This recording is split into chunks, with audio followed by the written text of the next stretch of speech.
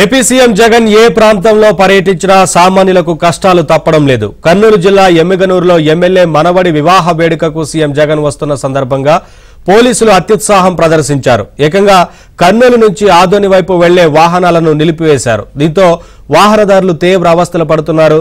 దీంతో జనం గంటల తరబడి రోడ్డుపై తీవ్ర ఇబ్బందులకు గురవుతున్నారు.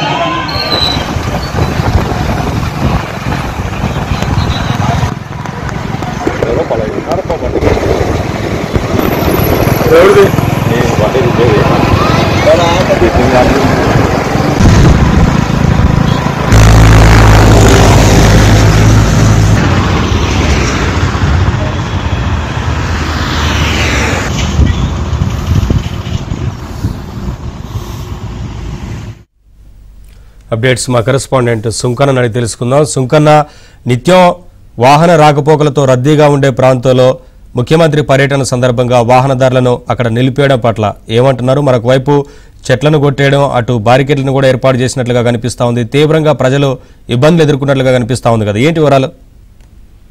నవీన్, ముఖ్యమంత్రి వైఎస్ జగన్మోహన్ రెడ్డి కొద్దిసేపు క్రితమే ఎమ్మిగనూరు ఎమ్మెల్యే చెన్నకేశవరెడ్డి మనవడి మ్యారేజ్ కూడా అటెండ్ అయ్యారు.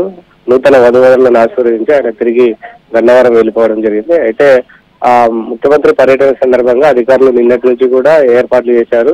ముఖ్యంగా కర్నూలు నుంచి ఆదోని వెళ్లే రోడ్డు పక్కన అంటే కోడుమూరు మధ్యలో ఈ ఫంక్షన్ హాల్లో ఈ మ్యారేజ్ వేడుకలు కూడా అన్ని ఏర్పాట్లు చేస్తున్నటువంటి క్రమంలో మరోవైపు అధికారులు కూడా సీఎం పర్యటనను పురస్కరించుకొని చాలా ఆంక్షలు విధించారు. ముఖ్యంగా ప్రధాన రహదారి పైన కూడా కిలోమీటర్ల మేర బారికేడ్లు ఏర్పాటు చేశారు. అదే విధంగా ఈ రోడ్డుకి ఇరువైపులా ఉన్నటువంటి చెట్ల కొమ్మలను కూడా నరికివేయడం జరిగింది. ముఖ్యంగా ఈ రోడ్డుకి ఇరువైపులా కొన్ని వ్యాపార సముదాయాలు అయితేనేమి, అదే విధంగా షాప్స్ కూడా ఉన్నాయి. ఆ షాప్స్ ను కూడా మూసివేయడం వల్ల వ్యాపారులు కూడా తీవ్రంగా నష్టపోవడం జరిగింది. ముఖ్యంగా కర్నూలు నుంచి బళ్ళారికి వెళ్లే రోడ్డు, ఆదోని, అట్టికొండ, అదేవిధంగా ఎమ్మిగనూరు, మంత్రాలయం ఈ ప్రాంతాలకు కూడా కర్నూలు నుంచి నిత్యం వేలాది వాహనాలు వెళ్తూ ఉంటాయి. అయితే ముఖ్యమంత్రి పర్యటన సందర్భంగా ఉదయం నుంచి కూడా కొంత ట్రాఫిక్ ఆంక్షలు వహించడంతో వాహనదారులు తీవ్ర ఇబ్బందులు పడ్డారు.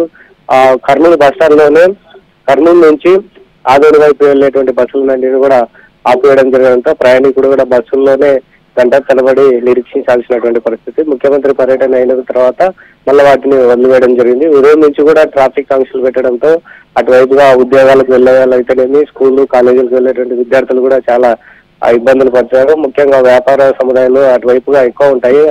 ఆటోమొబైల్ సంబంధించినటువంటి షాప్స్ అయితేనేవి, ఇతర కొన్ని వాణిజ్య వ్యాపార సముదాయాలు కూడా ఉన్నాయి. అవన్నిటి కూడా ఉదయం నుంచి బారికేడ్లు అక్కడ ఏర్పాటు చేయడంతో రాకపోకలు కూడా చాలా ప్రాబ్లమ్స్ ఫేస్ చేస్తున్నామని కూడా వాళ్ళు ఆవేదన వ్యక్తం చేసినటువంటి పరిస్థితి.